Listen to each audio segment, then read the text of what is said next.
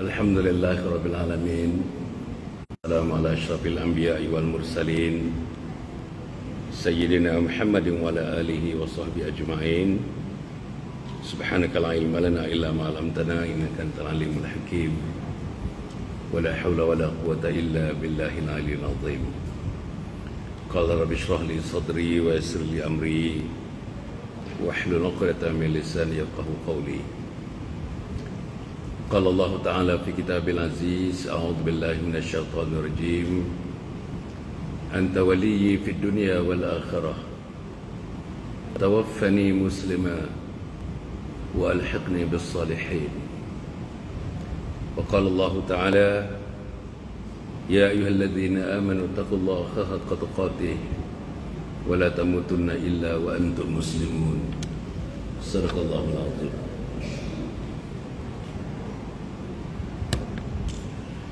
Yang dimuliakan Puan Wakil kepada Puan Ruzi yang tidak dapat bersama dengan kita menyambut cucu yang ketiga yang lahir di Johor di sana, dan dia menyampaikan salam kepada kita. Alhamdulillah.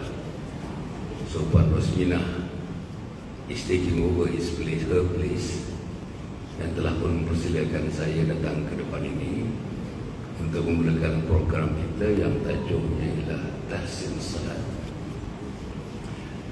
Sebelum saya memulakannya, nak tanya-tanya sajalah. Berapa orang di antara kita ni yang pernah mengikuti program seperti ini namanya Tahsin Salat? Tak ada? Seorang pun tak ada? Okay. Jadi kalau tak pernah, maknanya bolehlah kita memulakan dengan apa yang telah saya sediakan. Saya dah menyediakan slides. Nanti ada 3 jenis slides kan, dan slide ini agaknya terlalu panjang. Saya tidak akan pergi ke satu persatu slide ini. Some of the items kita dah tahu dah. Jadi saya tidak, I'm not going to dwell on those items yang it is known to you, kan, known to me.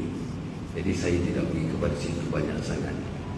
Dan saya akan pergi nanti tuan-tuan dan puan, mungkin saya akan gunakan slide, mungkin tidak gunakan slide, terutama dalam elaboration, dalam penerangannya. Dan saya bercadang sekarang ni pukul 2.41. Betul? Puan punya jam macam mana? 2.41. Saya nak bagi ceramah ni sampai pukul 3.30. Lepas tu kita boleh soal jawab lah. Boleh? Dan kalau boleh kita konsentrate kepada apa kesilapan-kesilapan yang biasa dilakukan, daripada ambil wuduk, mula salat, takbiratul ihram, sampailah kita memberi salam. Assalamualaikum warahmatullahi. Assalamualaikum warahmatullahi. Boleh begitu agak-agaknya.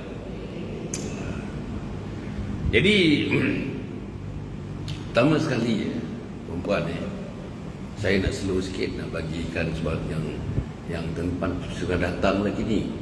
Ramai lagi yang datang, saya tengok tengah-tengah parking kereta dan sebagainya kan. Jadi saya pun nak raih mereka lah kan.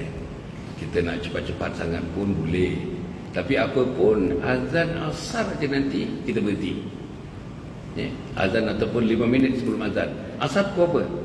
Kau tengok tu 4.19. Saya berhenti nanti 4 suku cantiklah kot, kan? 4 suku boleh? Boleh. Orang Gaza ada kat sini? Alhamdulillah. Boleh Alhamdulillah. Pertama sekali, bila kita sebut tentang tahsin salat ini, artinya ialah untuk memperelok dan memperbaiki salat kita. Itu dia. Hasanah yahsunu tahsin. Maknanya hasanah, nama saya Hasan.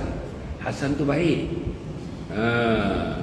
Jadi maknanya akar katanya macam hasanah macam itu. Dan bila kita sebut tahsin, artinya memperbaiki.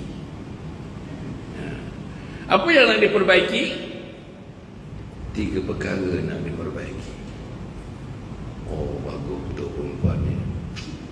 Ambil nota, tulis. Baguslah. Berapa orang yang di luar daripada BTHO? Ramai ya? Alhamdulillah, alhamdulillah. Sejauh mana? Yang paling jauh berapa jauh? Langat ada. Sarjana utama ada. Sarjana impian ada. Okey. Saya ulang balik tadi. Perkataan tahsin artinya apa tadi? Memperelok dan memperbaiki salat. Pasal apa kita nak pereloki dan memperbaiki salat kita ni? Pasal apa? Pasalnya yang pertama sekali ialah salat ini adalah fardu yang pertama dan utama. Selain daripada mengucap asyhadu an la ilaha illallah wa asyhadu Muhammadar Rasulullah, dia rukun Islam.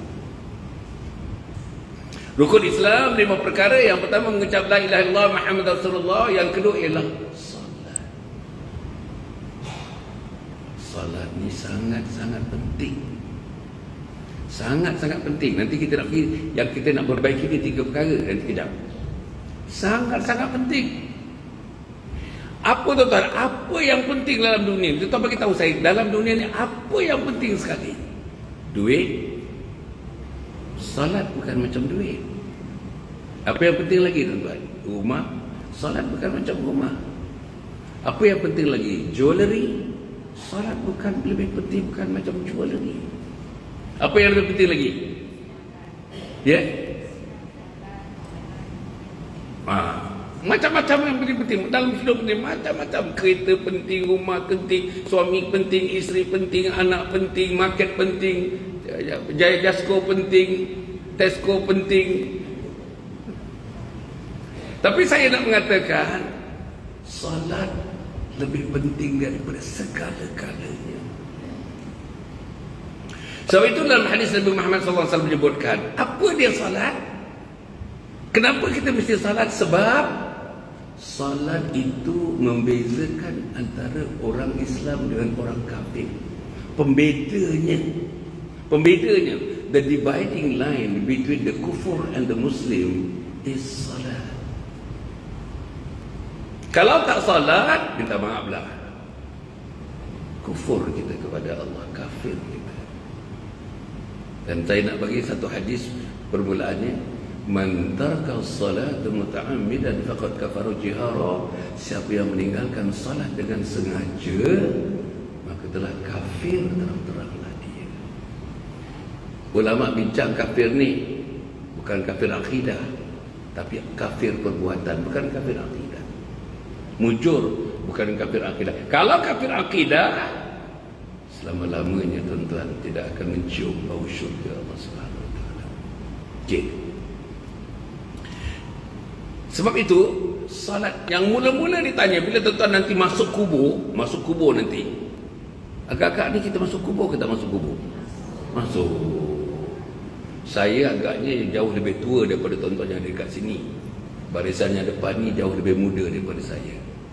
Kan Tapi saya tak tahu siapa mati dulu. Saya ke, puan-puan dulu ke.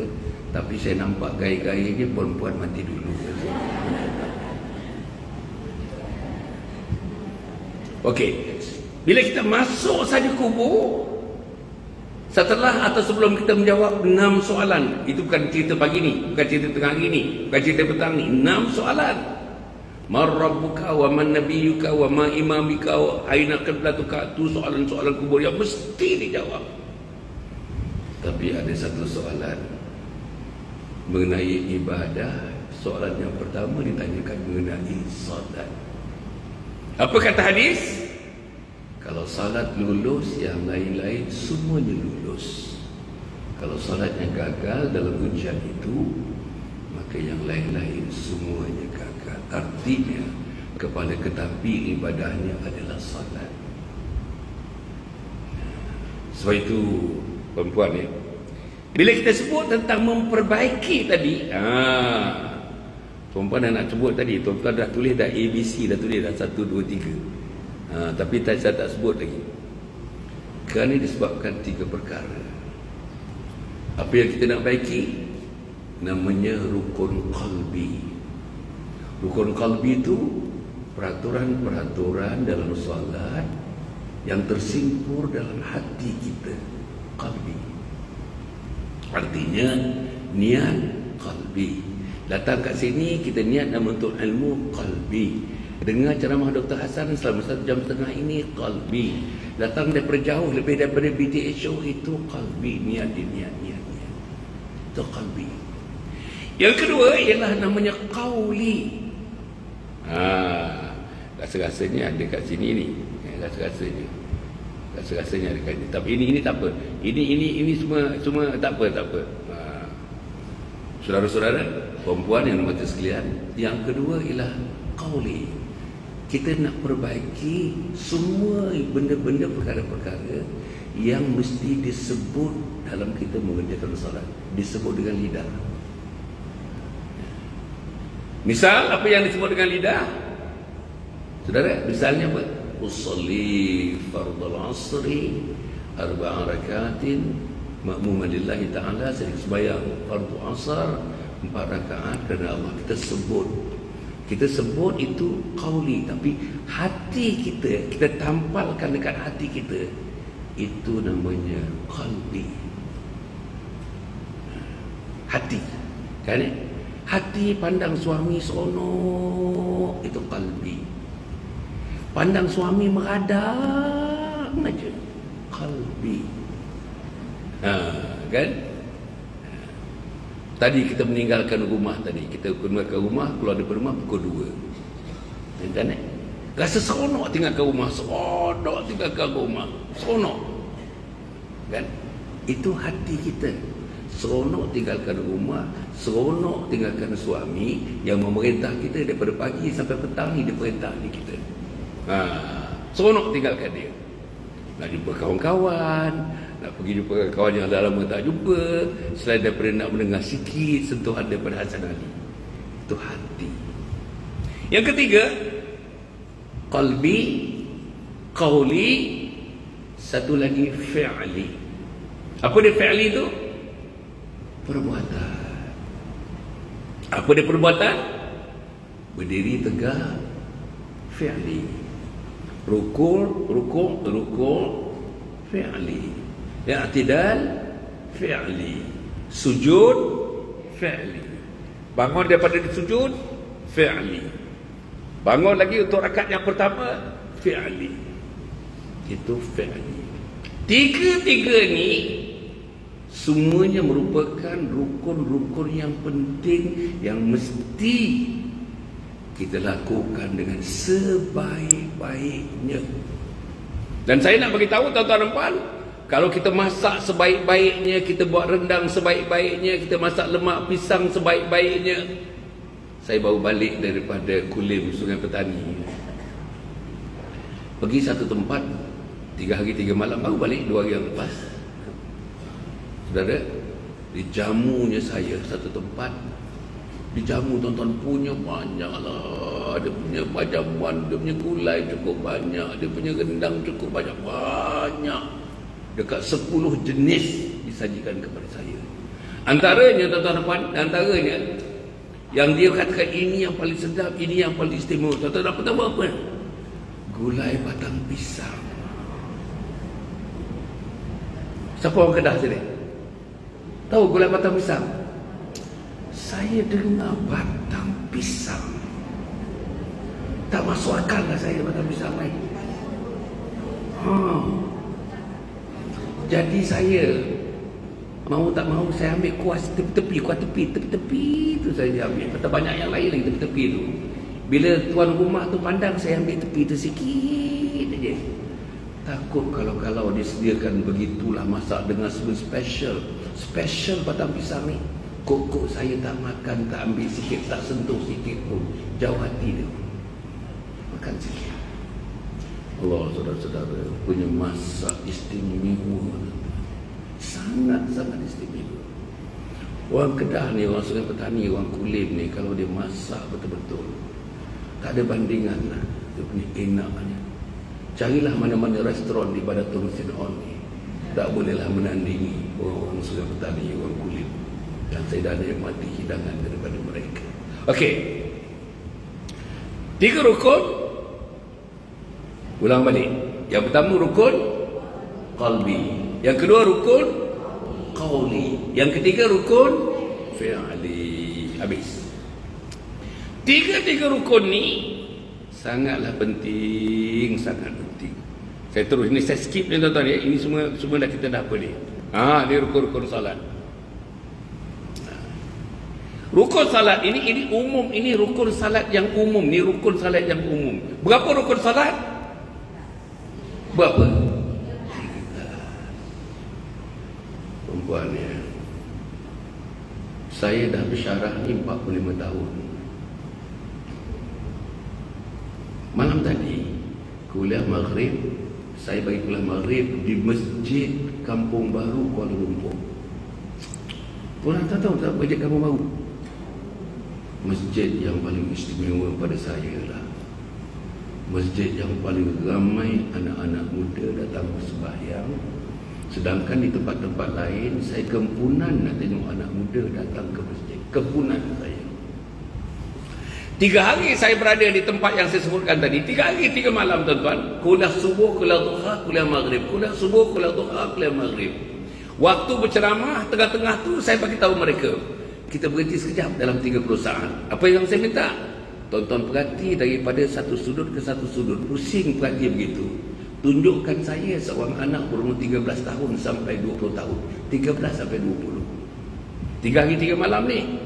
Berapa masjid saya pergi tuan-tuan? 6 masjid agaknya, 7 masjid, 8 masjid saya pergi. Surau tak masuk 2 surau. Seorang pun tak ada.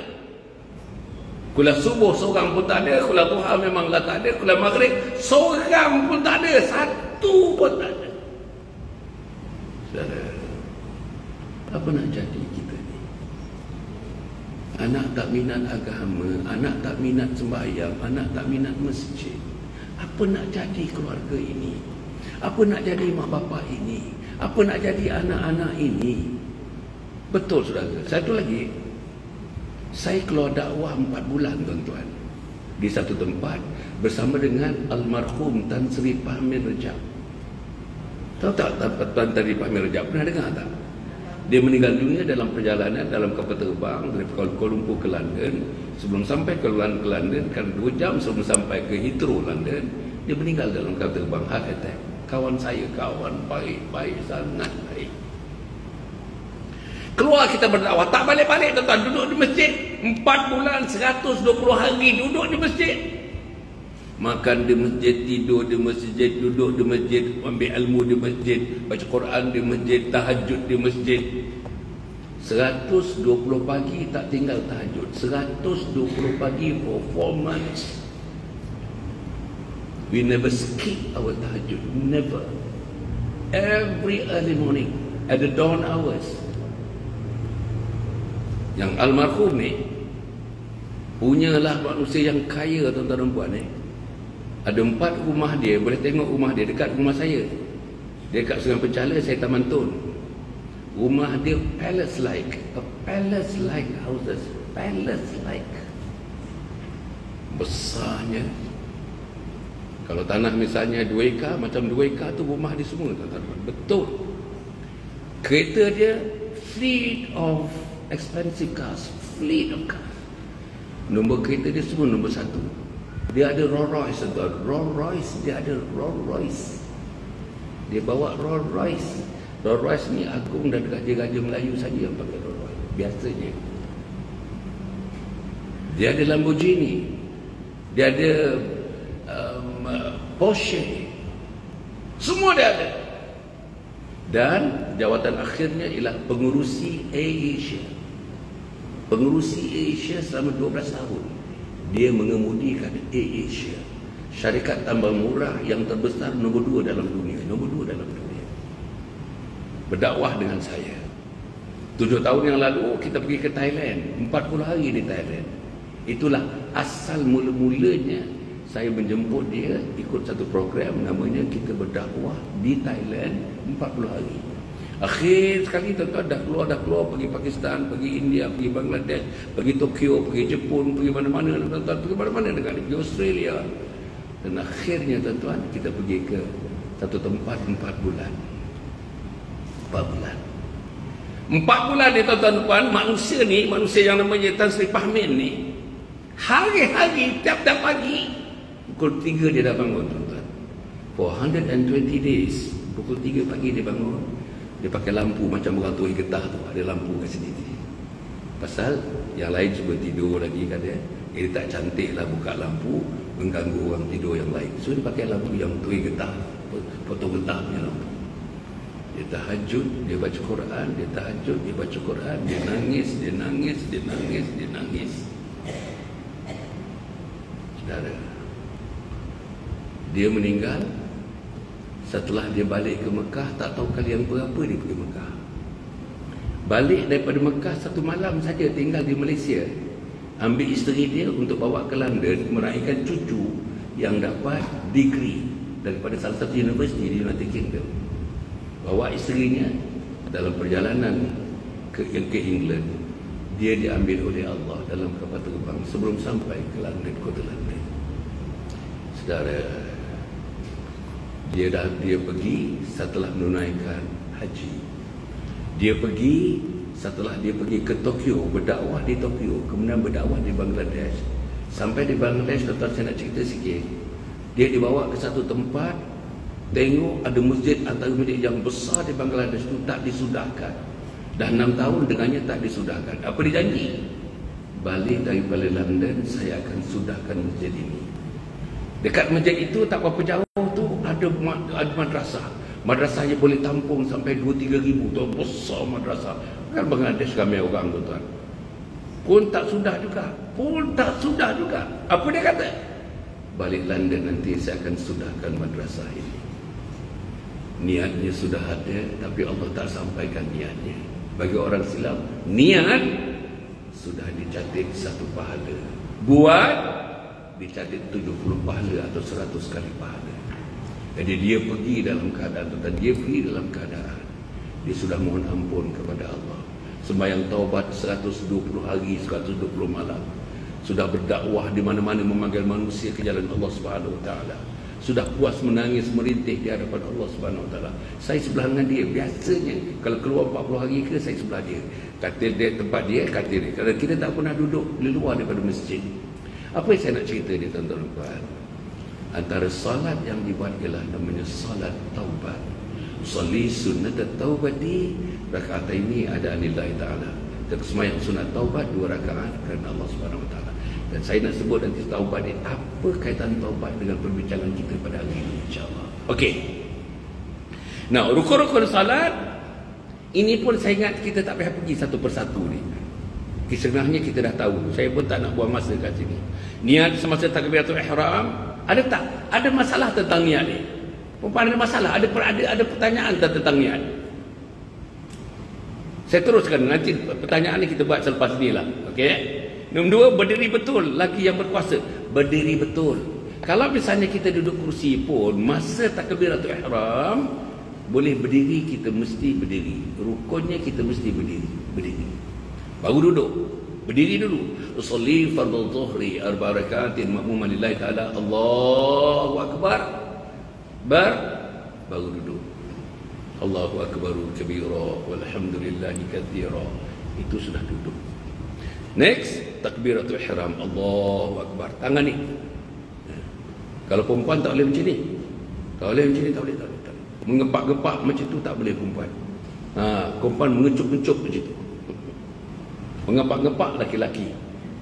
Mengecup-ngecup ni perempuan. Allahu akbar. Nampak? Takbiratul usolli fardhu dhuhri 4 rakaatin ada mumalaitana. Allah. Kalau mazhab Syafi'i, kalau sentuh sikit belakang telinga kita ni, sikit bawah telinga. Allah.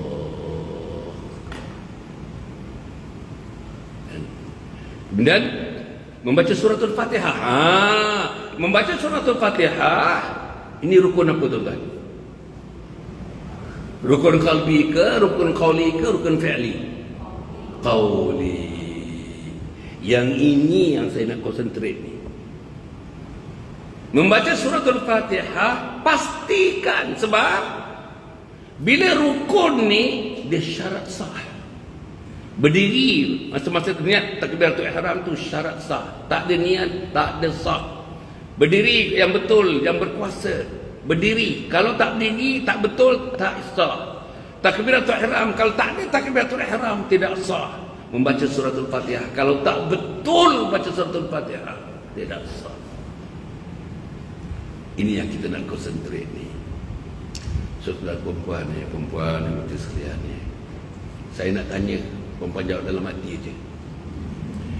Berapa orang yang sudah mengikuti tahsin Al-Quran? Bukan seluruh Al-Quran tu, hanya mengikuti pembacaan yang betul suratul Fatihah sahaja.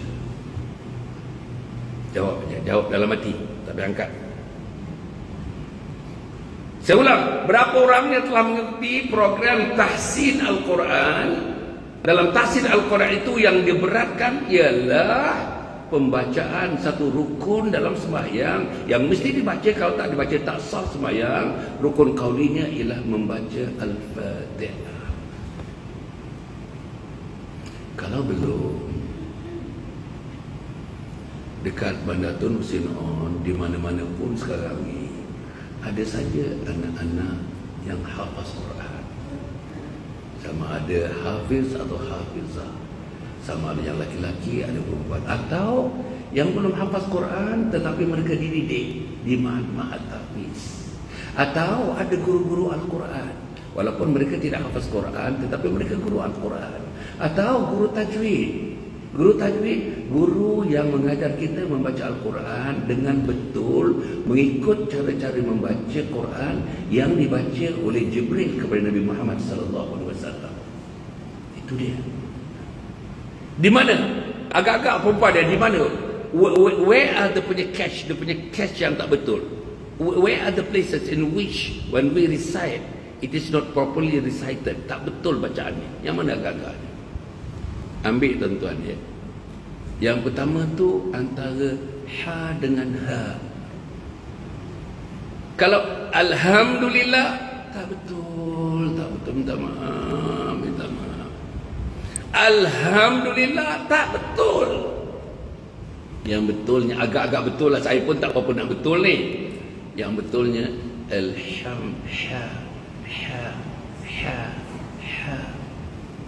Alhamdulillah. Rab bukan rab. Rab lain ni, rab, this is rubbing. Bukan rab. Rab. Dia rab, baris atas macam itu, baris depan macam itu, dia tebal. Rab. Bila alhamdulillahi rabbil, tak betul. Satu lagi alamin, ain. Dia bukan alif. Bukan alhamdulillahi rabbil alamin. Bukan. Dia ain. Bukan senang nak sebut ain ni perempuan, bukan senang, bukan senang. Saya banyak sembahyang di belakang imam-imam di masjid di surau. Ramai yang tak boleh sebut dengan betul. Minta maaf. Minta maaf saya sebutkan tak betul. Alhamdulillah Rabbil Alamin.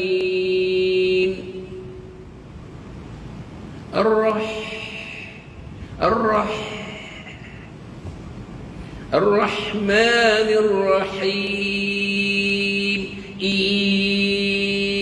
Itu tu man'arid li sukun. Panjang sikit. Tak boleh. Alhamdulillah Rabbil Alamin. Ar-Rahmanir Rahim. Ar-Rahmanir Rahim. Itu namanya man'arid li sukun. Bukan kita nak cerita tajwid ni, nanti kita confuse tanda. Tapi panjangkan. Itu saja. Yang mudahnya panjangkan. Alhamdulillahirabbil alamin.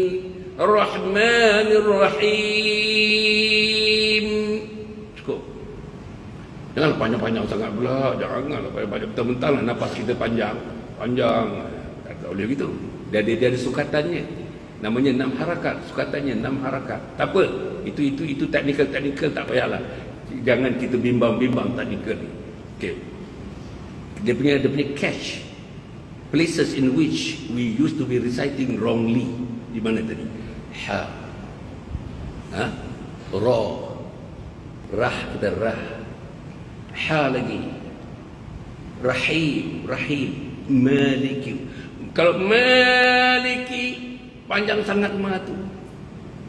Ma tu dua harakat aja. Maliki ya, maliki panjang sangat. Midin tu Malik Yaumiddin. Tak betul. Dal tu syaddah, dal tu ada sabdu. Bila dal bersabdu perempuan, Malik Yaumiddin, middin. Iyaka, bukan iyaka, iyaka tak betul. Iya tu syaddah, iya tu ada sabdu, iya tu. Iyaka na'budu wa iyyaka tak betul, wa iyyaka nasta'in. Bau ha tu ihdinas sirat, sad bukan sin, bukan ihdinas sirat, tak betul, sad. Tentang kenapa dia tak betul kita baca? Pertama, sebahagian daripada kita baca, kita mendengar tak tengok teks. Dengar mak baca, kita ikut cara mak. Dengar ayah baca, kita ikut cara ayah. Dengar makcik baca, kita ikut dengar makcik. Dengar kawan baca, kita ikut cara baca. We never look at the text. And if you look at the text and you know whether it is ha atau ha, sad atau sin, dot atau dal. Ada orang baca imam ni waladdallin.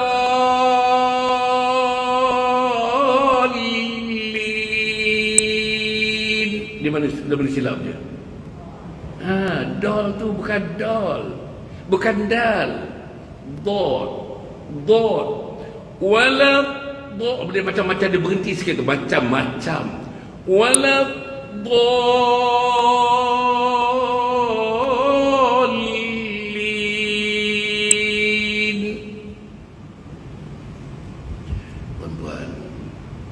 Dalam satu sesi macam ni kita tak boleh baca semua itu.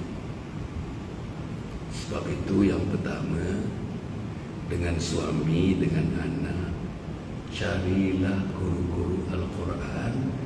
Jangan harap guru Al-Quran cari kita. Carilah imam-imam masjid yang kita yakin bacaannya betul. Jangan imam masjid cari kita.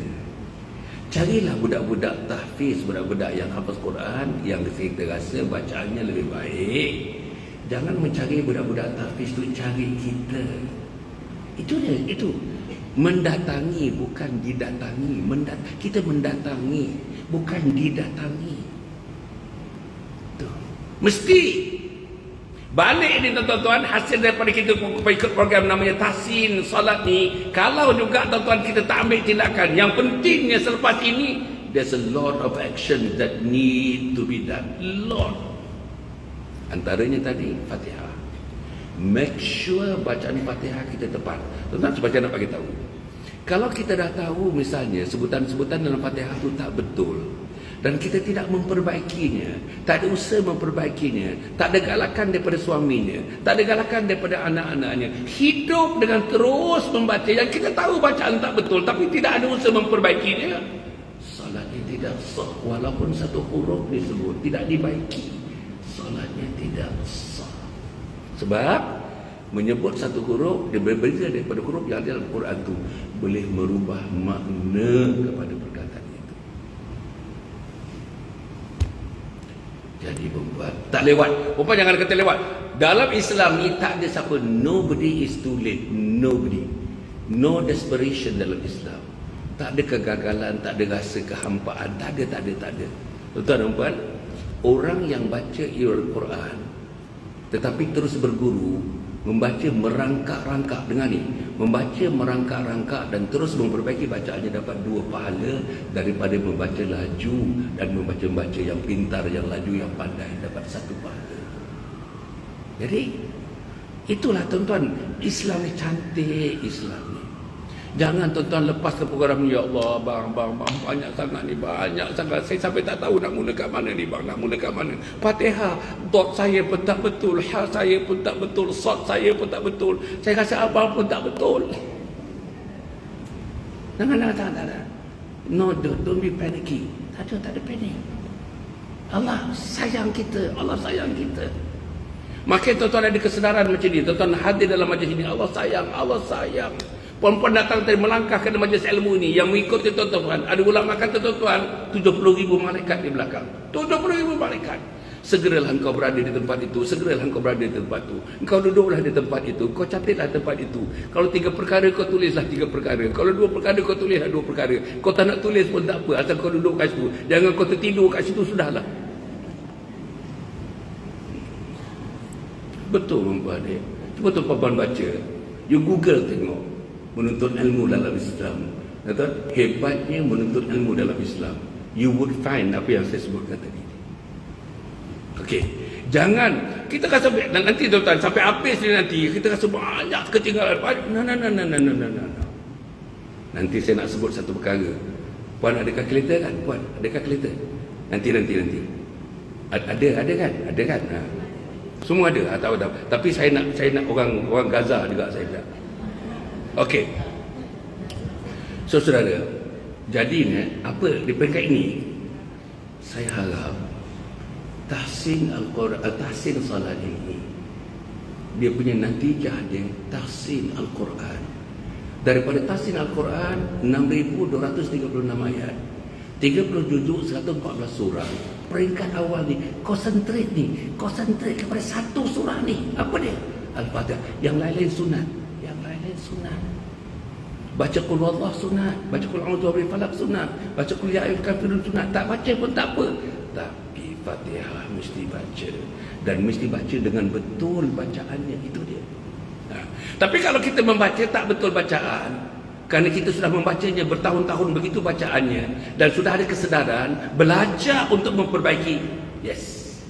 Orang yang terbaik daripada kamu dalam hadis, yang terbaik daripada kamu ialah belajar Al-Quran dan mengajarkannya. Belajar Al-Quran, dapat ilmu, mengajarkan kepada anak-anak, mengajarkan kepada adik-beradik, mengajarkan kepada jiran. Belajar dan mengajar. Ditanya sahabat, siapa ya Rasulullah, siapa manusia yang paling hebat di dunia ini? Jawapan Rasulullah ialah orang yang belajar Al-Quran dan berikutan dengan itu mengajarkannya. Okay, next. Membaca Fatihah. Habis dah Fatihah ni, boleh? Kita tak boleh pergi detail lah apa dia. Okay, next. Rukuk ni ada tak masalah? Ada masalah rukuk, sakit pinggang macam mana tak boleh rukuk 45 darjah. Tak boleh rukuk 90 darjah ke, tak kisahlah. Tapi janganlah rukuk tuan-tuan, jangan rukuk. Kalau misalnya tak sakit, buat rukuk yang sempurna. Buat rukuk yang sempurna. Macam mana rukuk yang sempurna? Tangan kita di lutut. Dan kita rukuk sebaik-baiknya rukuk tuan-tuan, tidaklah sampai menyakitkan. Tapi sebaik-baiknya kepada paras yang kita boleh, sampai kepada peringkat macam-macam peringkat 90 darjah. Macam. Tak boleh tak apa, sakit tak apa. Tak apa kalau sakit. Jangan lepas ni gayakan juga, sampai bergaduh. Dalam rukuk tu aduh, tak boleh. Batal sembahyang kalau aduh.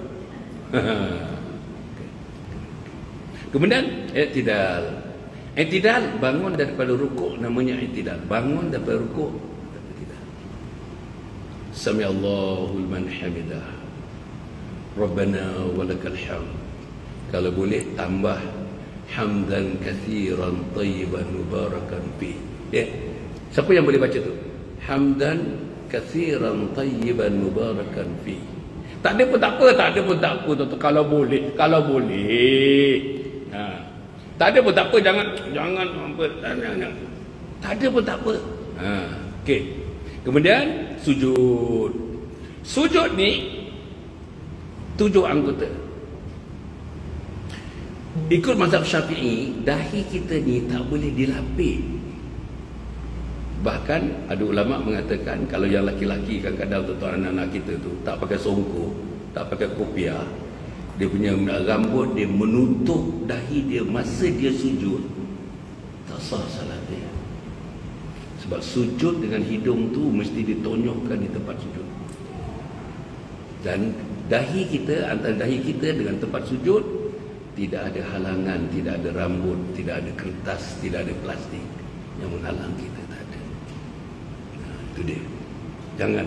Saya tengok banyak anak-anak kita.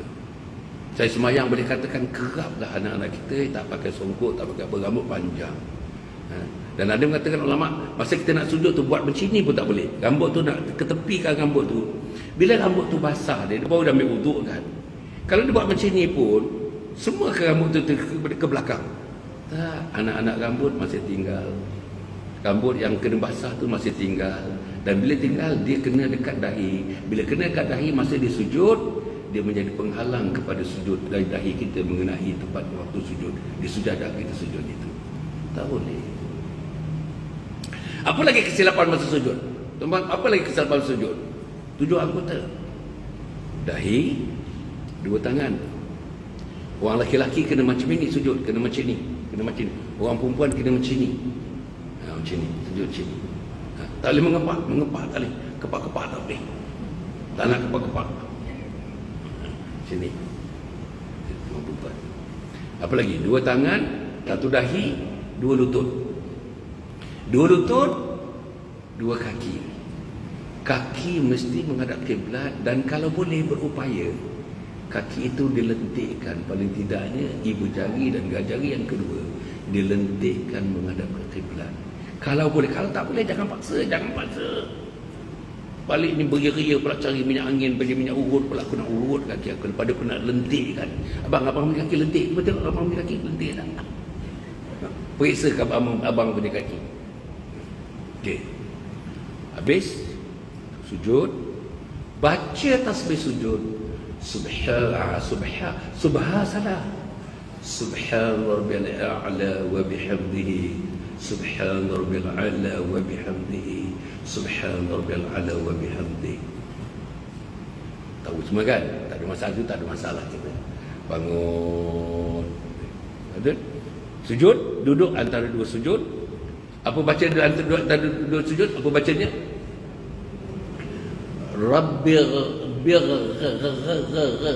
Rabbighfirli warhamni wajburni warfa'ni warzuqni wahdini wa'afini. Lagi? Wa'afwan. Bagus. Betul lah, bagus. Saya cuba anak-anak kita perempuan ni. Perempuan tahu kan saya buat sama camp 36 tahun. 1.2 juta anak-anak sekolah rendah, sekolah menengah sampai universiti, sampai anak muda, sampai orang dewasa, sampai orang korporat ikut program saya. Kalau orang korporat, kerajaan namanya Beni Insan. Saya buat sendiri Beni Insan. Sebelum tu untuk budak-budak remaja ni namanya sama camp. Saudara, tak ramai daripada 10 tak ada 2 orang yang boleh baca Rabbighfirli warhamni wajburni warfa'ni warzuqni wahdini. Tak percaya balik tanya anak kita. Terus saya tanya orang lain, tanya anak kita. Kalau ada cucu 3 orang datang rumah kita hujung minggu ni, minggu depan ni, suruh dia baca. Cuba baca, duduk di antara sujud, apa bacaannya. Tanya dia. Yang perempuan, tanya yang perempuan tu. Tanya dia. Macam mana dia sebut? Rabbighfirli warhamni wajburni warfa'ni warzuqni wahdini wa'afini wa'afu anni. Kemudian duduk tahiyat akhir. Ini satu lagi. Duduk tahiyat akhir. Perempuan macam mana perempuan duduk tahiyat akhir? Selimput, duduk selimput ke? Bersimpuh. Bersimpuh ke atau macam laki-laki? Macam laki-laki kita duduk tahiyat akhir ni, kita ni punggung kita letak atas lantai tu, atas sujadah. Kaki kiri disilangkan ke sebelah sana. Kan? Kaki kanan menutup kaki kiri. Kan? Itu tapi muslimat macam mana? Yang diajar macam mana? Duduk selimpuh. Ya. Yeah. Macam mana? Sama. Kalau sama maknanya Kena tengok perempuan. Perempuan ni biasanya kaki perempuan ni lebih lembut daripada kaki laki-laki.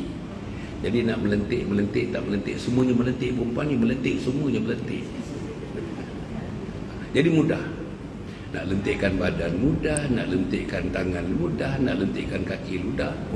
Hanya kadang-kadang kita anggap ringan benda ni. Ini masalah kita ni. Kita anggap ringan, kadang-kadang kita sembahyang terburu-buru. Ini satu lagi. Sembahyang di awal waktu, jangan sembahyang di hujung waktu. Siapa yang terbaik di antara kamu daripada umat kau, wahai Muhammad?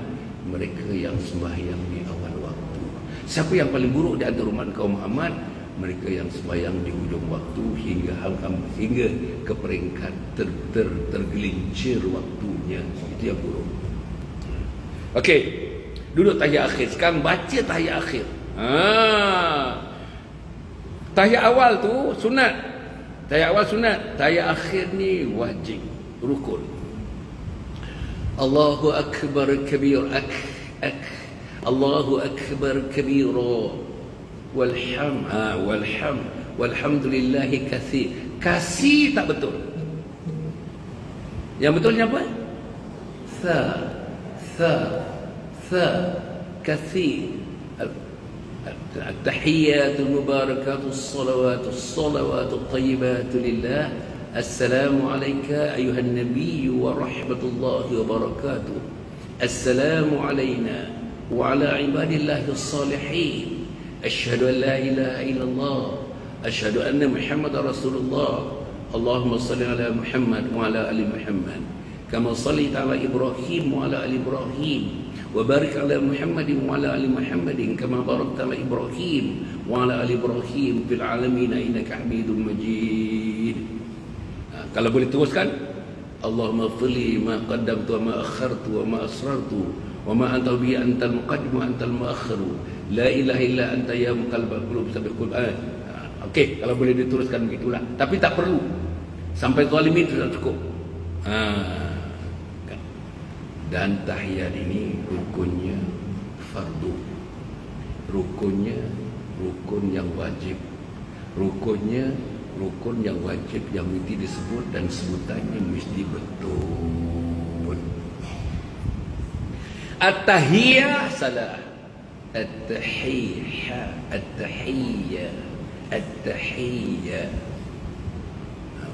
Lilah insya-Allah lah. Nampak boleh saya tengok. Gaya-gaya ni memang kelas. Alhamdulillah.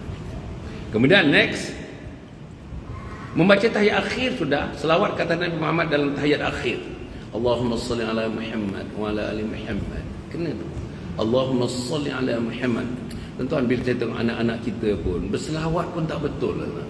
Betul. Tuan-tuan tak percaya, tanyalah anak-anak kita. Kita tak percaya, kita pergi nanti tuan-tuan selepas asar, kita pergi jalan tu, saya sanggup bagi satu orang, kita tanya, saya bagi RM10. Ambil 10 orang saja. Berapa orang yang boleh baca tahiyat, berapa orang yang boleh berselawat dengan betul. Allahumma salli ala sayyidina Muhammad wa ala ali sayyidina Muhammad. Tak boleh tuan, tak boleh. Memang tak boleh. Dan kita tak boleh ada anak yang tak boleh.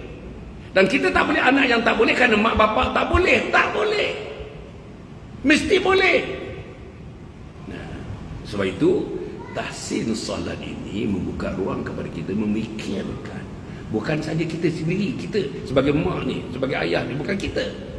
Kita nak suami kita betul salatnya.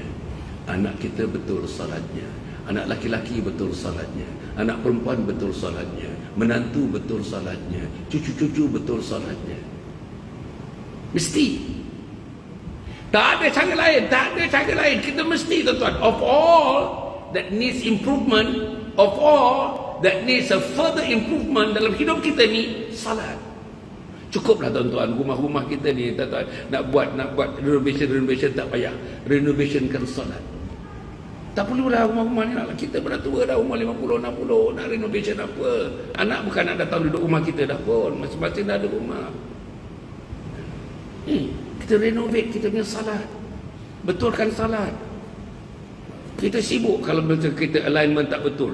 Pergi ke sana, cari sana, pergi sini, cari nak buat alignment. Tapi alignment salat tak betul. Sebab itu tuan-tuan. Okay, next. Ucapan salam. Assalamualaikum warahmatullahi. Jangan sampai pusing ke belakang. Jangan sampai pusing ke belakang gini pula. Engkau ada ke belakang? Agak gitu aja. Assalamualaikum warahmatullahi.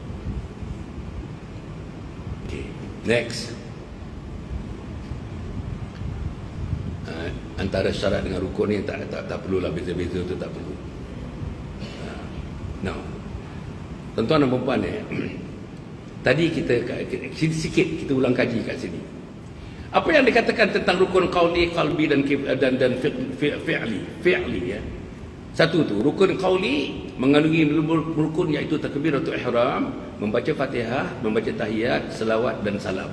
Itu rukun qauli. Dah kita dah buat dah tadi dah. Saja je ini dia punya summary dia. Rukun fi'li, apa rukun fi'li? Merangkumi 6 perkara. 6 perkara iaitu nanti kita boleh ambil, tuan-tuan, perempuan boleh ambil ini. Apa ni, nanti boleh minta penganjur ni buat dalam grup, boleh sebarkanlah ni. Okay. Rukun fi'li merangkumi 6 perkara iaitu berdiri betul, rukuk, i'tidal, sujud, duduk antara dua sujud dan duduk tahiyat akhir. Itu namanya rukun fi'li. Apa dia rukun qalbi? Mengandungi 2 rukun iaitu niat dan tertib. Niat dan tertib. Niat rukun qalbi, tertib antara satu rukun dengan satu rukun, satu pergerakan dengan satu pergerakan, dan antara satu bacaan dengan bacaan. Hati kita ni, tuan-tuan, dipandu oleh hati kita. Jadi itu dikatakan rukun qalbi. Okey, next.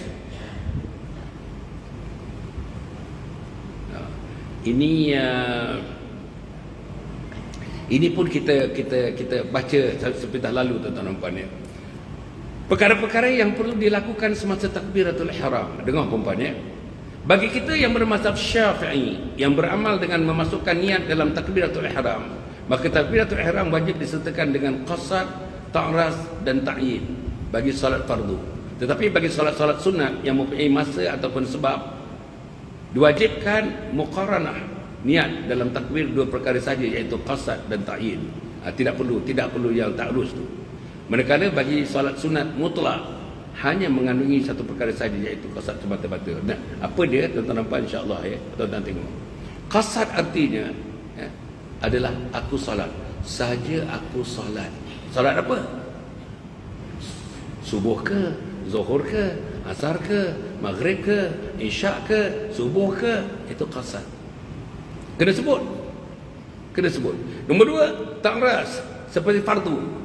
Saja ke sembahyang maghrib, saya pegang fardu maghrib. Sebut tu, fardu, ada perkataan fardu. Ta'yin, menentukan waktu seperti zuhur, asar, maghrib, isyak.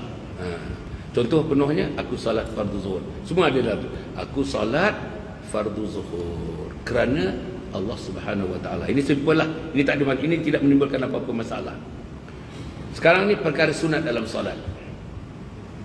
Sunat ialah perkara yang dituntut ke atas manusia supaya melakukannya, iaitu melakukannya dapat pahala dan meninggalkannya tidak berdosa. Itu sunat. Melakukannya dapat pahala dan meninggalkannya tidak berdosa. Itu sunat. 2 sunat. Yang pertama sunat ab'ad namanya. Sunat ab'ad. Yang kedua sunat hayat. Sunat ab'ad, sunat hayat. Sunat ab'ad, amalan sunat yang amat dituntut jika ditinggalkan diganti dengan sujud sahwi. Umpamanya membaca doa kunut bagi mazhab Syafi'i. Kalau kita pergi Mekah, dia tak ada kunut-kunut lah. Sebab dia mazhab Maliki, dia tak ada kunut. Kalau kita pergi tempat-tempat lain pun, misalnya Hanafi pun, dia tak ada kunut. Kita saja yang ada kunut. Jadi tuan-tuan setengah daripada kita pun kita kunut pun kunut, tak kunut pun tak kunut, kita tak ada sujud sahwi. Setengah daripada kita lah kan tak ada masalah tu. Supaya juga menyentuh isteri, menyentuh gitu saja kan kalau ikut mazhab Syafi'i batal wudu. Tapi kalau mengikut mazhab-mazhab yang lain tidak batal wudu, kecuali menyentuh yang panjang, menyentuh yang lama hingga melahirkan syahwat, itu sudah lain lah, ceritanya lain. Okey.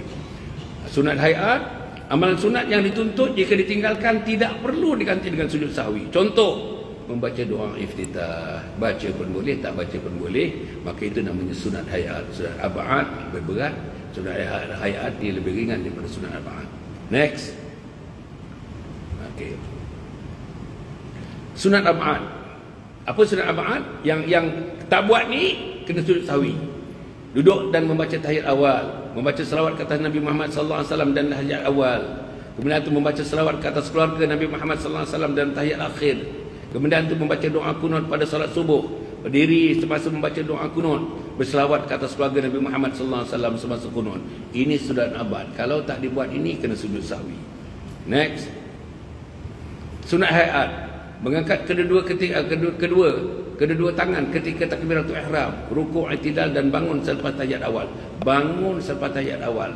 Tuan-tuan bangun rakaat yang pertama kita bangun tu tak ada angkat tangan tau, tak ada angkat tangan. Hanya selepas tahiyat awal. Bangun tahiyat awal baru angkat tangan balik. Macam takbiratul ihram. Daripada rakaat yang pertama tadi bangun dah habis dah. Kita sujud rakaat yang pertama, bangun tak ada angkat tangan, macam tak ada. Hanya selepas kita membaca tahiyat awal itu baru angkat tangan macam ni. Allahu akbar. Kemudian meletakkan tangan kanan di atas bahagian tangan kiri ketika berdiri. Melihat ini sunat hayat. Tak letakkan tangan pun tak apa. Di Mekah kalau tuan tengok ada macam ni aja. Dia tak ada letak tangan kat sini pun.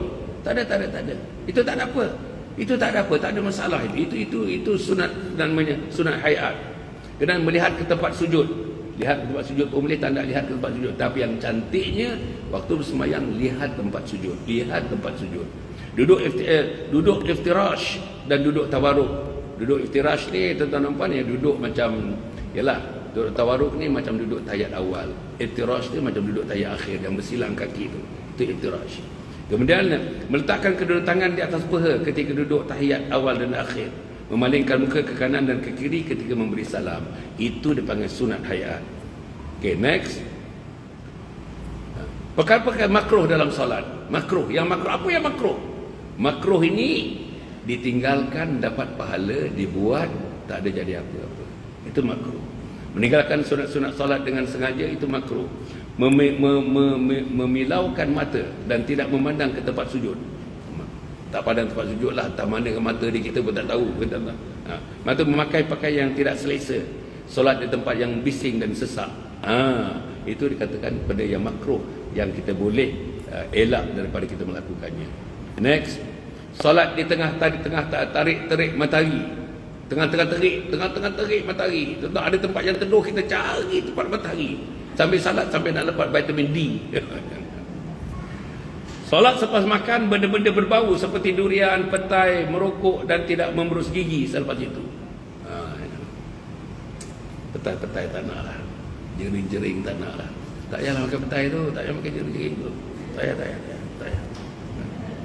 Solat dalam keadaan bermegah-megah, termengah-mengah. Maknanya kita ni kalau kita tertinggal, orang dah mula solat, jangan berlari, jangan. Masuk dalam keadaan apa pun, dapat sikit-sikit lah. Walaupun dalam tahiyat akhir, dekat nak memberi salam dan imam, masuk kita, masih lagi sudah dapat pahala berjamaah. Tapi nak tahulah, selepas kita masuk tu, kemudiannya macam mana nak buat.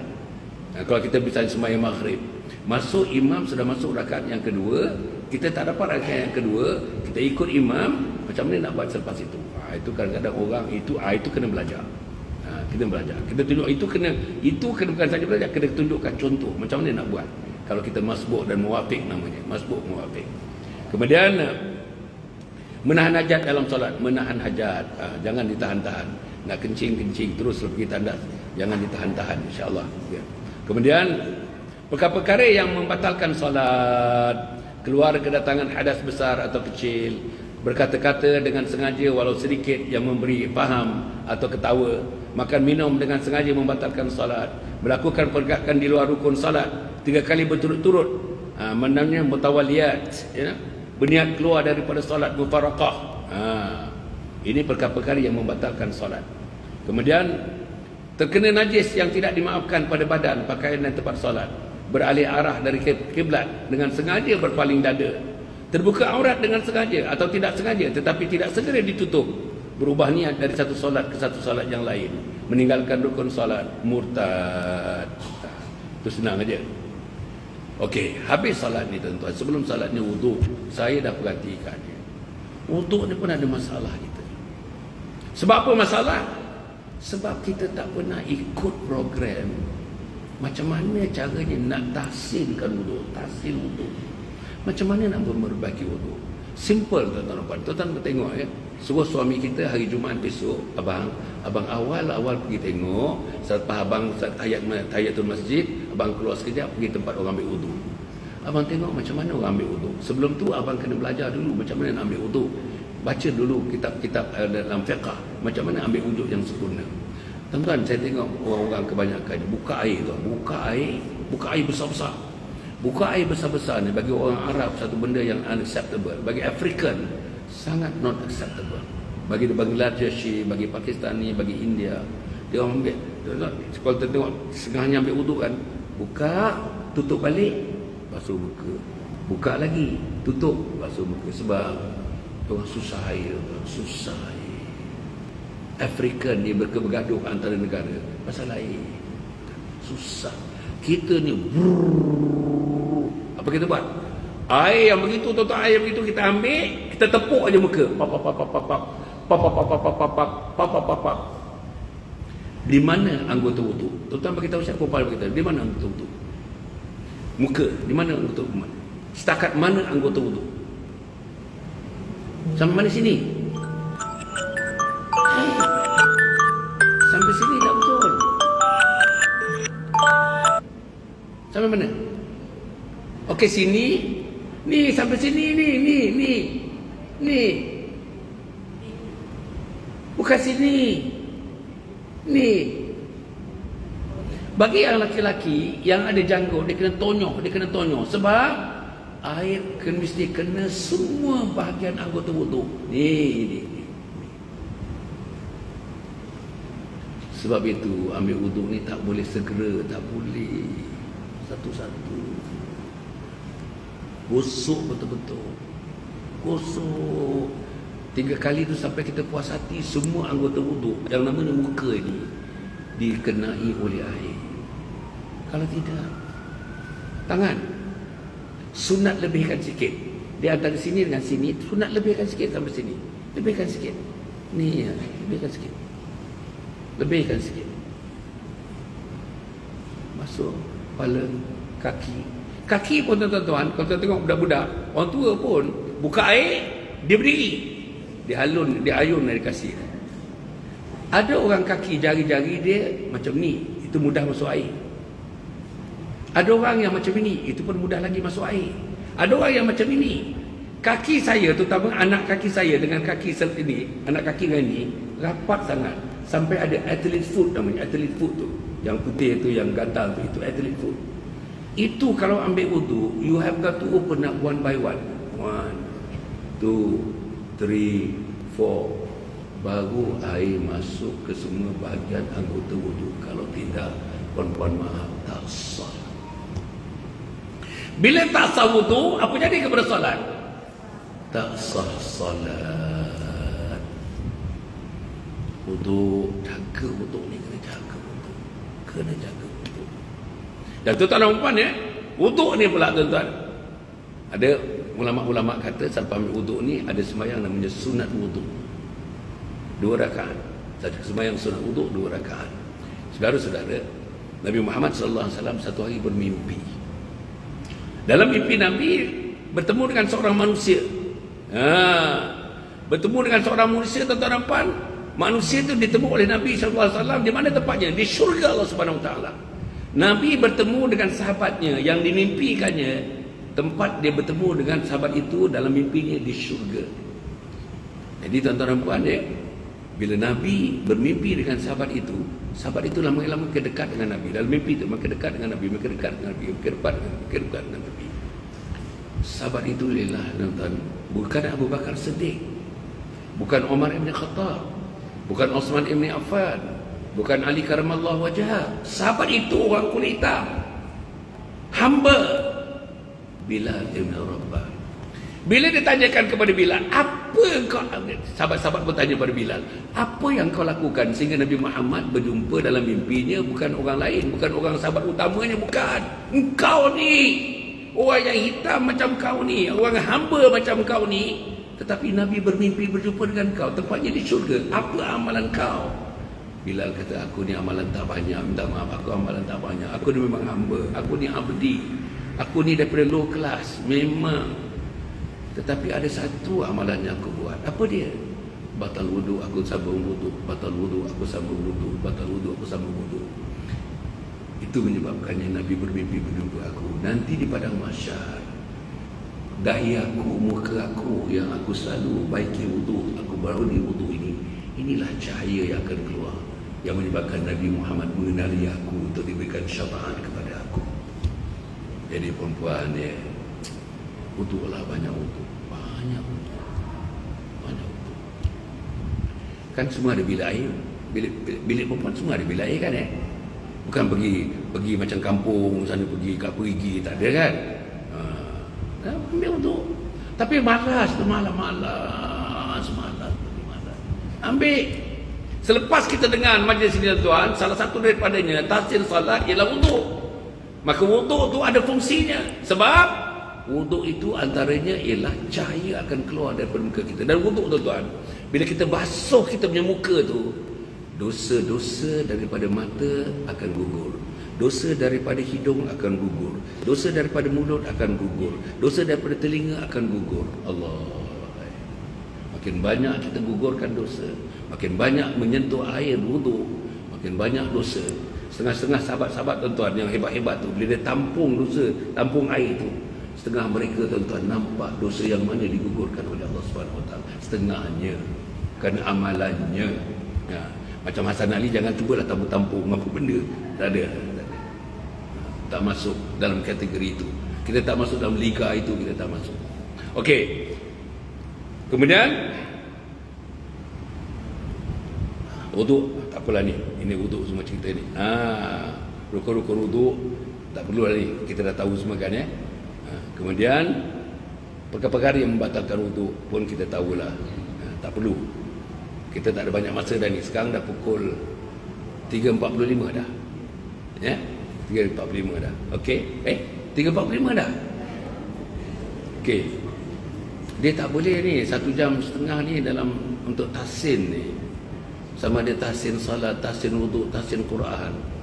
Setidak-tidaknya programnya eloknya mula pukul 8.30 pagi sampai pukul 12.30 tengah hari.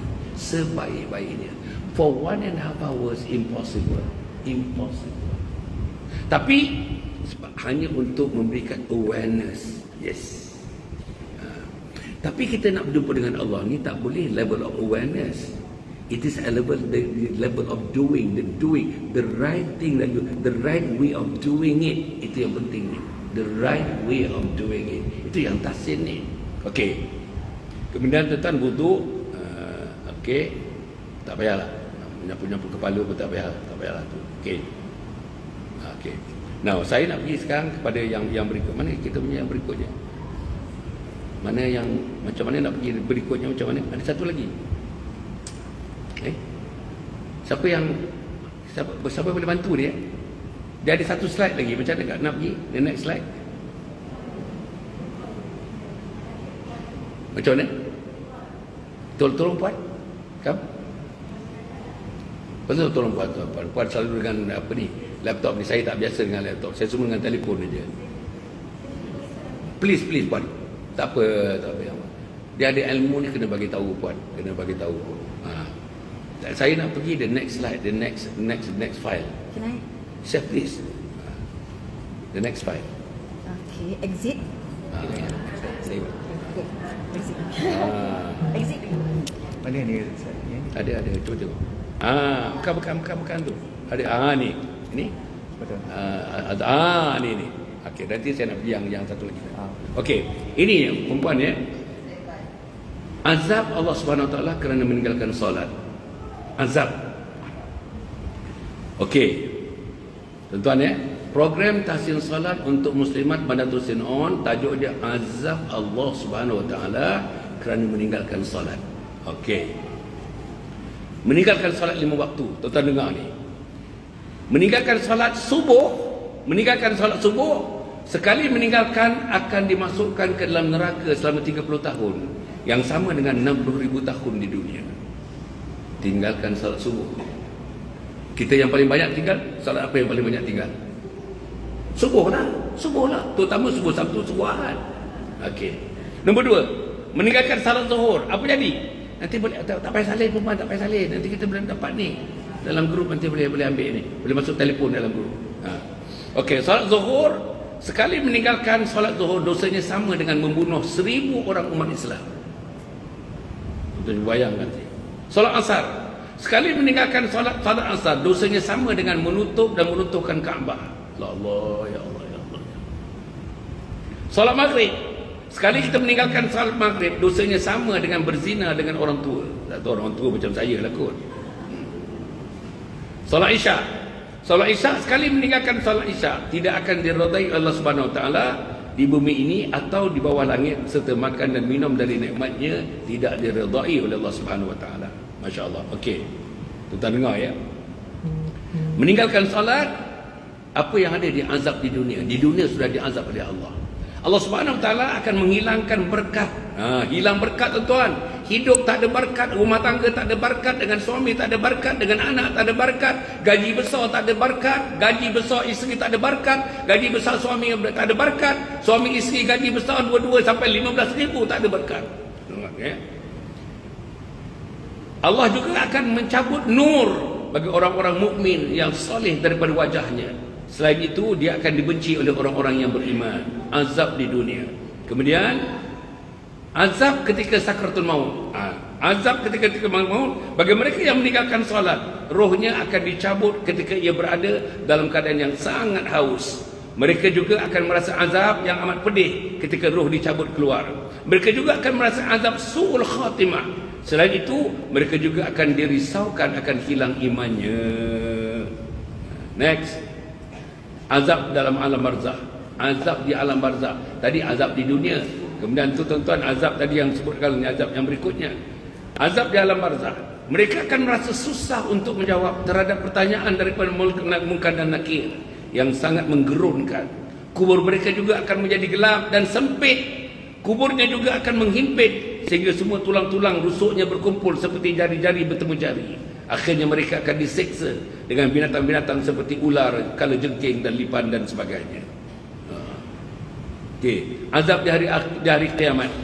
Apabila berada di hari kiamat, hisab atau timbangan ke atas mereka yang meninggalkan solat fardu 5 waktu akan menjadi sangat berat. Allah akan murka kepadanya dan Allah SWT akan menyiksanya dengan api neraka yang sangat panas. Saudara-saudara, apa yang saya nak sebutkan ni tuan-tuan ya. Mulai daripada hari ini, nanti saya nak simpul ni. Kita bagi soal jawab sikit ya. Saya nak simpulkan ya. Dengan adanya program ini sangat baik. How we wish everybody Muslimat will be able to attend the program yang macam ini. Mesti. Setidak-tidaknya it will create awareness tentang pentingnya salat, tentang perlunya kita mentahsin, memperbaiki salat kita. Itu yang pertama. Yang kedua, saudara, oleh kerana salat ini merupakan satu perkara yang penting, yang sangat penting, ibadat yang sangat penting. Satu-satunya ibadat, tuan-tuan dengar, tak lama lagi Isra Mi'raj ni, satu-satunya ibadat yang Allah sampaikan kepada Nabi Muhammad tidak melalui Jibril. Yang lain, haji melalui Jibril, zakat melalui Jibril, amar ma'ruf nahi munkar melalui Jibril, sayang isteri melalui Jibril, sayang suami melalui Jibril, sayang mak melalui Jibril, sedekah melalui Jibril, zakat melalui Jibril, wakaf melalui Jibril, semua melalui Jibril. Hanya satu saja ibadat yang Allah sampaikan kepada Nabi terus daripada Allah kepada Nabi Muhammad, tidak melalui Jibril alaihissalam. Tempatnya Sidratul Muntaha, peristiwanya Isra dan Mi'raj.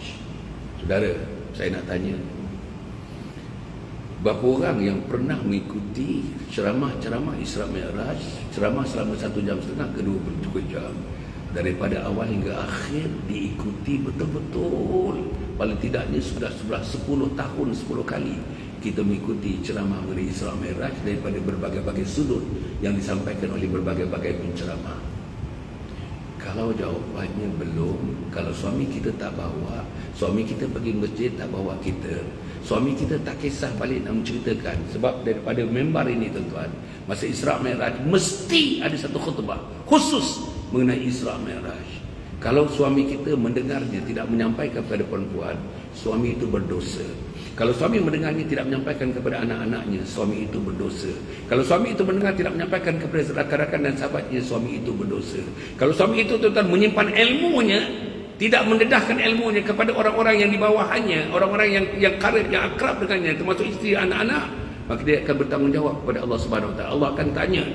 Tuan-tuan, mati seorang itu, besok di akhirat ditanya, ilmu kamu di mana kamu gunakan, bagaimana kamu gunakan, harta kamu macam mana kamu dapat, macam mana kamu belanjakan, umur kamu macam mana kamu gunakan, masa remaja kamu macam mana kamu gunakan. Ini adalah soalan-soalan dalam azab-azab di akhirat nanti di padang mahsyar. Itulah soalannya kepada kita. Antaranya ialah tentang Isra' dan Mi'raj tu, macam mana kita dengan hubungan kita dengan Nabi Muhammad sallallahu alaihi wasallam. Okey. Yang ketiga saudara, bila kita sebut tentang apa ni, tuan-tuan kita tengok ya. Tapi ada 3 rukun. Rukun qalbi, rukun qawli, rukun fi'li. Dan banyak tempat-tempatnya yang kita sebenarnya atas dasar latar belakang kita. Tuan-tuan bernasib baik kalau mak dan ayah daripada awal menetapkan kita ataupun memberikan ilmu kepada kita mengenai solat. Bapa bagi ilmu, mak bagi ilmu, jiran bagi ilmu. Kita datang berkampung daripada Kedah, daripada Johor misalnya. Daripada awal-awal biasanya mak bapa terapkan ilmu agama, termasuk ilmu salat. Saudara, kalau kita tidak bernasib baik, tak bernasib baik maksudnya, keluarga kita pun tak berapa kisah. Kahwin kita, waktu kita umur 23 tahun kahwin, suami berumur 27 tahun kahwin, kami tak pernah, dah kahwin 32 tahun, sekali pun suami tak pernah cerita tentang salat. Suami tentang cerita tentang tahsin salat. Suami tak cerita tentang buku mengenai salat. Nabi tak pernah cerita, suami tak pernah cerita mengenai apa yang perlu dilakukan, apa yang tidak perlu dilakukan untuk salat itu diterima oleh Allah Subhanahu Wa Taala. Saudara-saudara, ini masalah besar kepada kita. Yang keempat tuan-tuan, kita berada dalam satu soalan di sana. Salat ini tak jadi satu maudhu, tak jadi macam tajuk. Jumpa kawan-kawan, salat tidak menjadi tajuk. Jumpa kawan-kawan, tuan-tuan jiran tetangga, salat tidak menjadi tajuk. Jumpa dekat tempat shopping center, dekat mall, salat tidak menjadi tajuk. Jumpa tempat-tempat makan-makan, tempat tom yum di mana-mana, salat tidak menjadi tajuk. Jumpa kebetulan dengan kawan-kawan, tuan-tuan, di depan rumah kita, salat tidak menjadi tajuk. Akhirnya salat yang begitu penting, tuan-tuan, tidak menonjol dalam kehidupan kita seharian. Ini masalah, tuan-tuan, itu masalah. Yang kelima saudara, salatnya berkaitan dengan iman. Salat berkaitan dengan iman. Makin mantap imannya, makin mantap salatnya. Makin mantap imannya, makin berkualitilah salatnya. Makin mantap imannya, makin manislah salatnya. Makin mantap imannya, saudara, makin seronoklah kita melakukan salat. Macam mana Nabi, tuan-tuan? Salat Nabi macam mana? Salat Nabi yang kita dengar, salat Nabi macam mana? Nabi salat, terutama salat tahajudnya, berdiri berjam-jam. Apa jadi kaki Nabi? Bengkak-bengkak dan rekah-rekah. Bengkak dan rekah. Ditegur oleh isterinya Sayyidatina Aisyah, "Ya Rasulullah, kan kau manusia yang tidak berdosa. Kau tak ada dosa yang lalu, kau dah tahu dosa akan datang, kau tak ada dosa sekarang, kau tak ada dosa akan datang. Kau tak ada manusia yang berdosa. Kenapa kau sembahyang macam itu? Kenapa kau berdiri begitu lama ya suamiku? Kenapa kaki kau rekah-rekah ya suamiku?" Apa jawab Nabi? "Tidakkah kerana itu aku patut bersyukur kepada Allah, ya Aisyah." Nabi tak pernah dosa, tak ada dosa, tak ada satu tatan dosa pun. Hasan Ali ni bertapuk-tapuk dosa dia. Allah. Macam mana Nabi sembahyang? Nabi, tuan-tuan, bagi tahu oleh Aisyah radhiyallahu anha jenis sembahyang Nabi. Sahabat tanya pada Aisyah, macam mana sembahyang Nabi, sembahyang malam, terutama sembahyang malamnya. Aku lihat, aku dengar. Aku antara orang yang jauh tak jauh, dekat tak dekat dengan Nabi. Dan aku dengar, aku lihat segala-gala yang berlaku pada Nabi setiap pagi. Apa yang Nabi buat? Tuan-tuan, masa sujud Nabi, kata Aisyah, aku dengar daripada dada Nabi macam kawah yang besar ditaruh dengan air, tuan-tuan, diunggun dengan api yang marak macam itu, menggelekak kawah itu. Begitulah bunyi dada Nabi Muhammad sallallahu alaihi wasallam. Dan aku dengar, ada ulama tak setuju ni, tuan-tuan, aku dengar bila Nabi sujud tu, aku dengar dengan jelas, aku dengar diulang-ulangnya, ratus kali diulangnya. Sambil dia, tuan-tuan, sambil meleleh-leleh air mata, sedu-sedannya, Aku semuanya menangis. Sahabat-sahabat pun memang menangis. Kiri kanan semuanya menangis. Apa Nabi sebut? Ummati, ummati, Allahumma ummati, Allahumma ummati, wahai Allah. Umatku, wahai Allah. Umatku, wahai Allah. Umatku, wahai Allah. Kita, tuan-tuan, mak kita pun kita tak sebut, suami kita pun kita tak sebut, anak kita pun tak sebut. Apa nak sebut umat? Itulah Nabi Muhammad. Dan Nabi Muhammad, tuan-tuan dan puan, Masya Allah, sahabat-sahabat yang lain, Sayyidina Osman, tuan-tuan, Sayyidina Osman bin Affan, dalam sampai tahajudnya dia khatam Quran 2 kali, tuan-tuan. Dalam tahajud khatam Quran 2 kali. Macam mana tu? Sebab itu, saudara, marilah kita sama-sama. Kalau begitulah manusia nak masuk syurga. Kalau begitu jenis manusia nak masuk syurga, macam mana Hasan Ali? Di mana tempat Hasan Ali di syurga? Di mana dia dibandingkan Sayyidina Osman? Di mana dia dibandingkan dengan Sayyidina Abu Bakar Siddiq? Di mana dia dibandingkan Sayyidina Ali karamallahu wajhah? Di mana dia dibandingkan dengan saudagar yang paling hebat, orang korporat ketika itu yang paling hebat, namanya Abdul Rahman ibn Auf? Di mana kita? Setengah daripada mereka 10 orang dalam hidupnya, kerana salat mereka, mereka dijamin syurga oleh Allah. Mati mereka, yang menunggu mereka ialah syurga Allah Subhanahu Wa Taala. Dalam hidupnya dah diberitahu, Abu Bakar, engkau masuk syurga, engkau awal masuk syurga, engkau masuk syurga tanpa hujan-hujan di padang mahsyar tak ada, engkau terus masuk syurga. Saudara-saudara yang sekalian, akhirnya tuan-tuan, yang keenam saya ingin menyebutkannya. Ini kalau misal 1 jam setengah ni tak mungkin. Kalau tajuk salat ni, dia salat yang eloknya praktikal lah. Dia praktikal sekali, itu cantiknya. Praktikal sembahyang dia punya rukun fi'li itu kita praktikalkan. Rukun qauli pun kita sebut ramai-ramai, namanya talaqi. Kalau boleh ada di antara kita yang kuat, tuan-tuan dan puan, datang jumpa kita, musyafahah namanya, one to one. You baca, tengok, saya tengok lidahnya mana, lidah depan, lidah tengah, lidah belakang, gusi di mana, langit-langit di mana. Ini namanya makhraj. Tempat keluar huruf itu namanya makhraj. Baru sebutannya betul. Baru ha betul, ha, ha, ha, ha. Baru boleh sebut dengan betul. Tuan-tuan dan puan mata sekalian, insya-Allah ya, yang akhir sekali yang ketujuh. Tuan-tuan ya. Mana tadi sahabat-sahabat kita mana tadi? Saya nak pergi satu slide lagi, satu file lagi. Ha? Share. Dia pergi kat mana tadi ya? Belakang mana tadi? Puan tadi. Kam. Saya memang puan. Ini dia. Satu file lagi. Okey. Dah betul. Tuan-tuan ya. Untuk kita meneruskan ini ya, saya ada satu cadangan. Pertama sekali, yang ini tuan-tuan, kuliah maghrib, kuliah subuh, kuliah duha, saya berjumpa secara dengan tuan-tuan face to face. Saya jumpa tuan-tuan in group.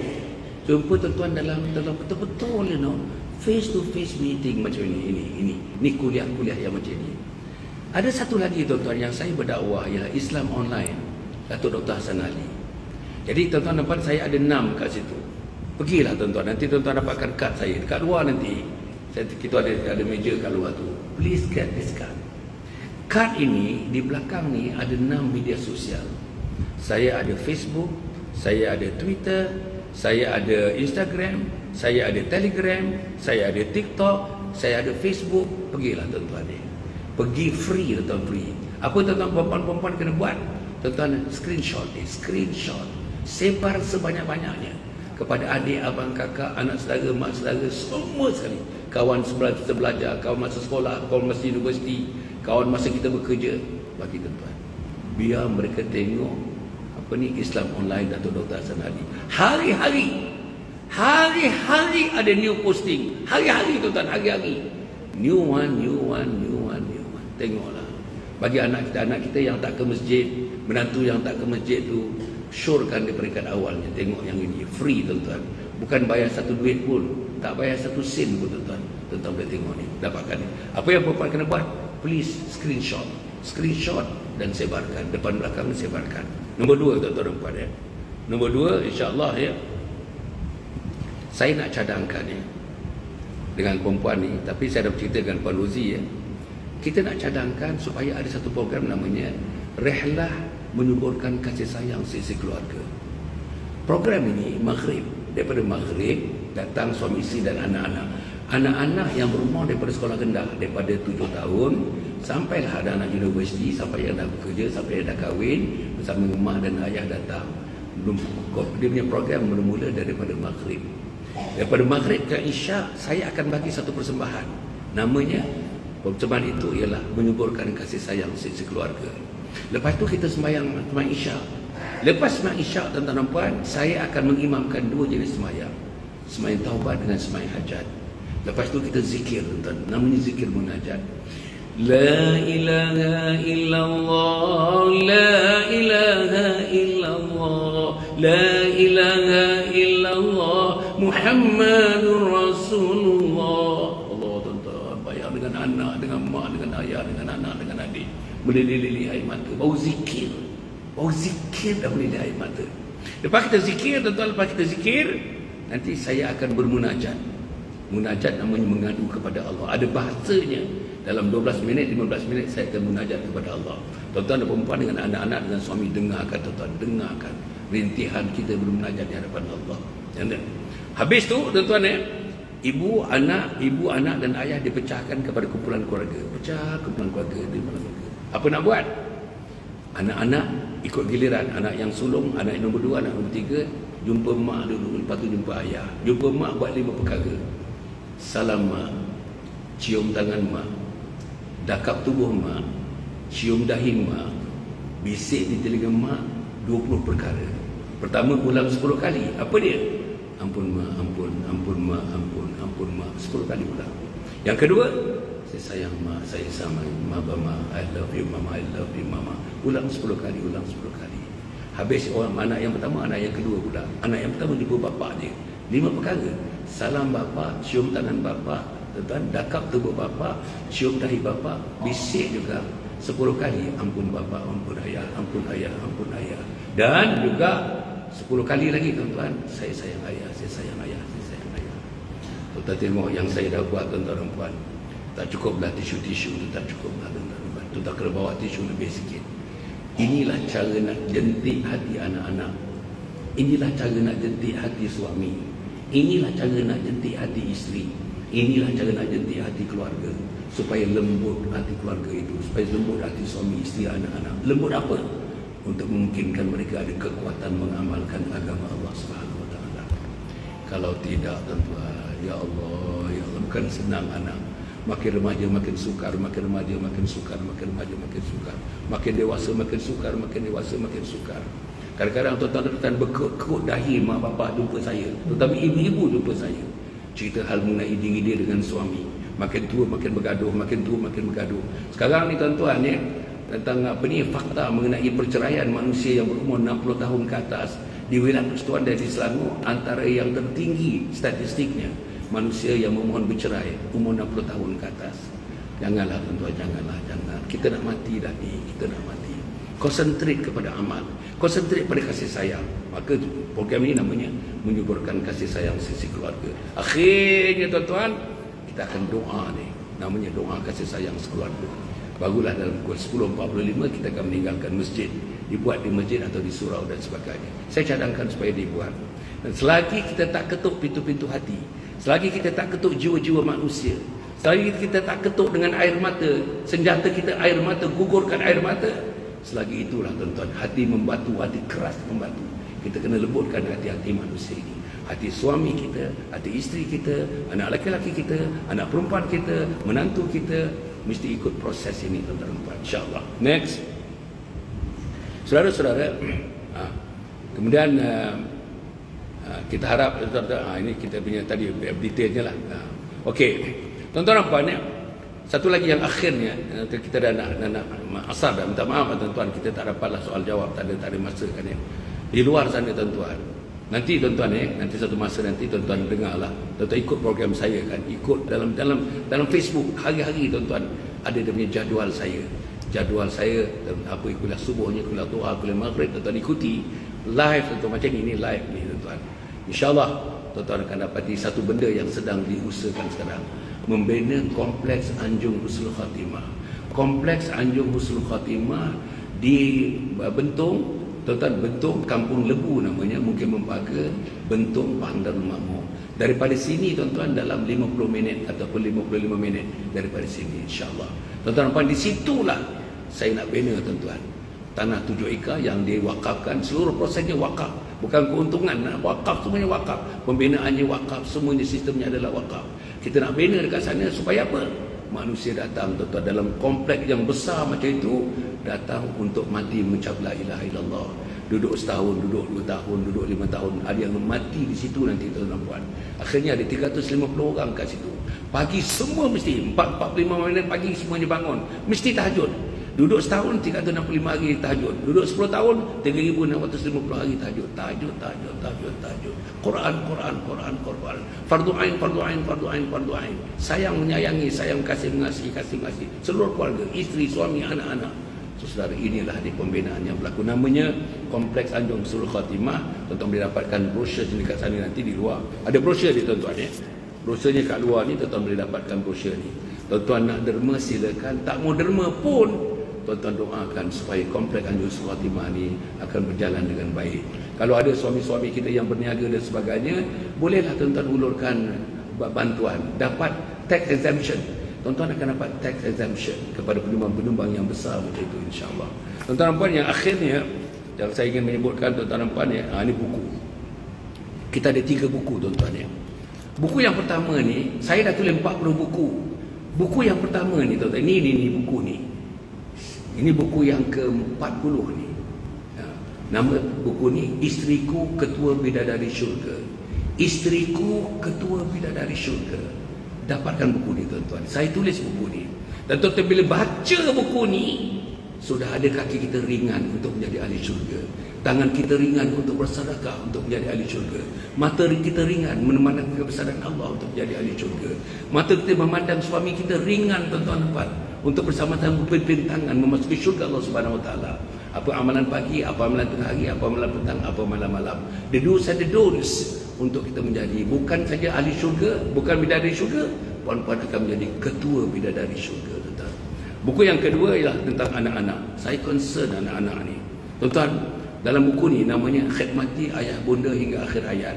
Khidmati Ayah Bunda Hingga Akhir Hayat. Tuan-tuan, insya-Allah dapatkan buku ni tuan-tuan.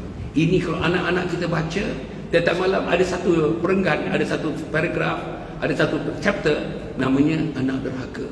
Tiap-tiap malam sebelum tidur baca satu muka surat satu malam, 3 minit satu malam, 3 minit. Tajuknya Anak Derhaka. Dalam ni ada satu chapter Anak Derhaka. Tapi tajuk buku ni Khidmati Ayah Bunda Hingga Akhir Hayat. Kita hendak anak-anak kita tuan-tuan, anak-anak kita lah yang mengkhidmati kita masa kita pengisihan. Waktu kita sakit, waktu sakit berat, waktu nak mati tuan-tuan, anak-anak kita bersama kita. Bila kita dah mati, yang memandikan anak kita, yang mengkafankan anak kita, yang mengimamkan solat jenazah pun anak kita lah. Dengan buku ini mereka akan menjadi anak-anak yang bertanggungjawab untuk ibu dan ayah. Yang akhirnya tuan-tuan, buku ini namanya Husnul Khatimah, impian setiap Muslim. Kan doa kita, Allahumma khtim lana bi husnul khatimah wa la takhtim alaina bisu'il khatimah. Buku ini tuan-tuan mentransliterasi. Buku ini tuan-tuan membikinkan kita dapat seolah-olah mati dalam husnul khatimah itu di depan kita dah. Depan mata kita dah. Dekat tangan kita dah. Dekat boleh dicapai dah. Ini dia. Kita baca buku ni, insya-Allah tuan-tuan, lorong jalan yang besar. Highway untuk amal, highway untuk ibadah, highway untuk bertemu dengan Allah, untuk mati mengucap la ilaha illallah. Dalam buku ini tuan-tuan, dia punya main ideanya mati mesti mengucap asyhadu an la ilaha illallah wa asyhadu anna muhammadar rasulullah. Dan tempat universitinya tuan-tuan, universiti untuk mati mengucap la ilaha illallah muhammadar rasulullah. Dan lain-lain perkara lagi ialah Kompleks Anjung Husnul Khatimah. Dia mungkin Lebu, mungkin Mempaga, Bentong, Pahang Darul Makmur. Sekarang ni sedang buat kerja-kerja tanah. Kalau perempuan orang-orang Kelantan misalnya, daripada sini tuan-tuan nak pergi ke Gua Musang, mesti lalu tanah ni. Tanah ni tepi jalan. Sedang ada pembangunan sekarang, sedang buat kerja-kerja tanah sekarang tuan-tuan, insya-Allah. Inilah yang sedang kita usahakan. Mudah-mudahan Allah memberikan taufik dan hidayah kepada kita. Dan satu lagi tuan-tuan, yang akhirnya sebagai dana, kita nakkan dana tuan-tuan, dana yang berterusan untuk membangunkan Kompleks Anjung Husnul Khatimah. Tuan-tuan, yang ada masalah-masalah fisioterapi ya. Tuan-tuan, ada masalah-masalah rehabilitasi. Tuan-tuan ada masalah otot-otot, sakit lutut, slip disc, sakit sendi, kecerdasan akibat berbagai lasak, urut, tradisional, bekam dan sebagainya. Tuan-tuan boleh dapatkan. Kita ada dia punya ahli-ahli dia, pakar-pakarnya. Tuan-tuan boleh kontak tuan-tuan dan puan untuk mendapatkan gambaran pakar-pakar yang ada untuk membantu. Hasil daripada ini, profit, kalau ada profitnya, kita tumpahkan kepada Kompleks Anjung Husnul Khatimah. Itulah caranya kita nak membangunkan Kompleks Anjung Husnul Khatimah. Dan buku ini, tuan-tuan beli buku ini, tuan-tuan, sebahagian daripadanya kita tumpahkan terus kepada dana Kompleks Anjung Husnul Khatimah. Inilah yang saya suruh usahakan, tuan-tuan. Tak berhenti-berhenti, siang, malam, pagi, petang, tuan-tuan. Tetap non-stop, supaya kita dapat mati nanti meninggalkan sesuatu yang berharga, supaya kita dapat bertemu dengan Allah dalam keadaan Allah sayang kepada kita dan kita sayang kepada Allah. Akhir sekali, tuan-tuan, all and done, all said, tuan-tuan, tak jadi apalah kalau sembahyang tak dijaga, kalau salat tidak dijaga. Semuanya, tuan-tuan dan puan, hidup kita akan gembira, mekar senyum kita di dunia kalau tampuknya adalah salat. Mekar kita di akhirat nanti di alam kubur kalau tampuknya adalah salat. Mekar kita nanti di akhirat bertemu dengan Allah di padang mahsyar kalau tampuknya di akhirat. Jadi bagi tahu anak-anak, jangan tinggal salat, jangan tinggal salat. Dalam keadaan apa pun jangan tinggal salat, jangan tinggal salat, jangan tinggal salat. Pagi-pagi ketuk pintu dia, tuan-tuan. That's what my father mother did for me, did for us.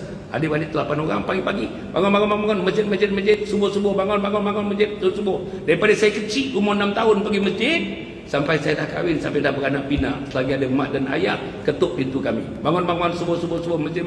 Bangun subuh masjid. Saudara kena buat ni, tuan-tuan. Kena buat. You are not too late. Nobody is too late. My father did for us, my mother did this one for us, Akhirnya alhamdulillah. Bolehlah atas ketukan pintu tu saya dapat bersyarah sekarang ni untuk mengetahui tuan-tuan mengenai kehidupan berlandaskan kepada agama Allah Subhanahu Wa Taala. Marilah tuan-tuan dan puan, insya-Allah saya doakan tuan-tuan berjaya. Semuanya kat sini, tuan-tuan. Saya doakan insya-Allah dalam doa tahajud kita, tuan-tuan, insya-Allah tuan-tuan yang hadir, yang tidak hadir ni, kita doakan supaya Allah pilih kita menjadi ahli syurga Allah Subhanahu Wa Taala. Allah pilih perempuan menjadi apa, perempuan? Allah pilih perempuan menjadi ketua bidadari syurga. Ketua bidadari syurga. Read this, tuan-tuan, please.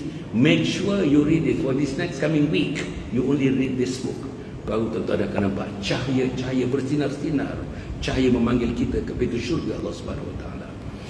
Dan cukup setakat itu, terima kasih kepada pengendali, terima kasih kepada Ruzi yang berada di Johor, terima kasih kepada Puan Rosminah yang menantikannya, terima kasih kepada tuan-tuan perempuan. Minta maaf, saya rasa saya I'm a bit rushy on this one, tapi awareness, pertemuan petang ini adalah awareness, memberikan kesedaran kepada kita, tidak lebih daripada itu. Diharapkan tuan-tuan ada nanti susulan-susulannya, program susulan yang lebih intens, yang lebih kata orang yang lebih mencakupi kehendak kita untuk sembahyang kita betul-betul solat yang diterima oleh Allah Subhanahu Wa Taala. Cukup setakat itu, kita doa sikit, tuan-tuan. Al-Fatihah. A'udzubillahi minasyaitonirrajim. Bismillahirrahmanirrahim. Allahumma salli ala sayyidina Muhammad sayyidil awwalin wal akhirin wa radallahu tabaraka ta'ala an kulli sahabat Rasulillah majma'in. Ya Allah, ya Tuhan kami, kalau majlis ini majlis pengampunan, ampunkan dosa-dosa kami wahai Allah. Ampunkan dosa-dosa kami wahai Allah. Ampunkan dosa-dosa kami wahai Allah. Ambillah sebagian daripada pahala petang ini kami berhimpun ini. Engkau ambil pahala ini, berikan kepada roh ibu kami yang ada di alam barzah, roh ayah kami yang ada di alam barzah. Damaikan ibu dan ayah di alam barzah wahai Allah. Damaikan suami dan isteri yang telah pergi mendahului kami di alam barzah. Damaikan abang, kakak dan adik-adik kami yang telah pergi mendahului kami di alam barzah. Damaikan sahabat-sahabat kami di alam barzah wahai Allah. Kalau majlis ini adalah merupakan majlis meningkatkan keimanan, ya Allah, tingkatkan iman kami wahai Allah. Tingkatkan iman kami wahai Allah. Jadikan manusia kami manusia yang beriman. Kalau majlis ini adalah majlis untuk memberikan hidayah, ya Allah, turunkan sebutir hidayah. Masukkan hidayah dalam hati anak-anak diri kami, anak-anak kami, keluarga kami, kepada wanita-wanita muslimat yang hadir pada petang, yang tidak hadir ini wahai Allah. Masukkan sebutir hidayah dalam hati kami. Biar kami berjaga pagi dengan hidayah. Biar kami mendapati siang matahari dengan hidayah. Biar kami dapat malam dengan cahaya bulan dengan hidayah. Biar kami muda dengan hidayah, tua dengan hidayah, dan mati dengan hidayah. Ya Allah, kalau majlis ini merupakan satu majlis yang Kau sayang kepada kami, tunjukkan sayang Kau kepada kami, tunjukkan sayang Kau kepada kami, turunkan sayang Kau kepada kami, taburkan, hujankan sayang Kau kepada kami wahai Allah. Ya Allah, ya Tuhan kami, jadikan kami ahli syurga wahai Allah. Jadikan kami ahli syurga wahai Allah. Jadikan kami ahli syurga wahai Allah. Jadikan kami ahli syurga, wahai Allah. Rabbana atina fid dunya hasanah wa fil akhirati hasanah wa qina adzabannar. Sallallahu alaihi wa ala alihi wa sahbihi ajma'in. Subhana rabbika rabbil izzati amma yasifun. Wa salamun alal mursalin. Walhamdulillahi rabbil alamin. Taqabbalallahu minkum. Tuan semuanya ada dekat meja-meja dekat sana. Tuan boleh tengok buku-buku itu dan juga ada brosur-brosur yang saya sebutkan. Jangan lupa dapatkan kad ini tuan ya. Kad.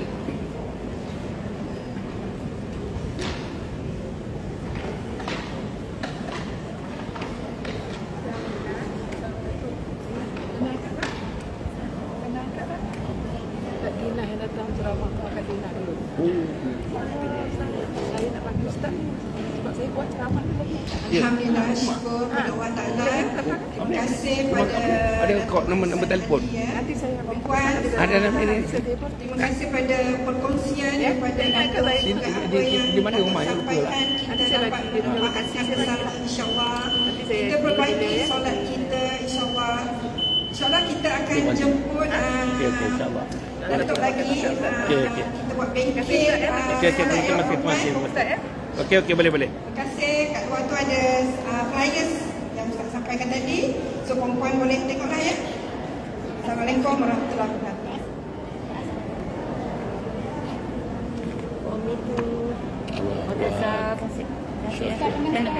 Nanti I got to use my plan. This is better. Okay, thank you so much. Ustaz pernah Ustaz? Yeah, sure. Alhamdulillah. Okay. Ha? Assalam. InsyaAllah jumpa di syurga. InsyaAllah, Masya Allah. Thank you so much. Okay. Mari.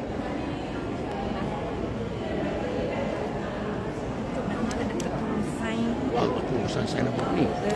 Saya surat cinta.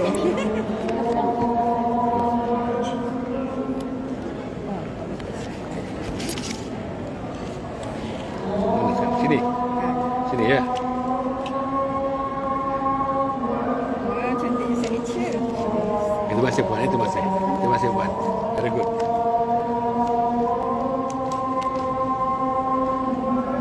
Allahu Akbar. Okey, dah. Ha.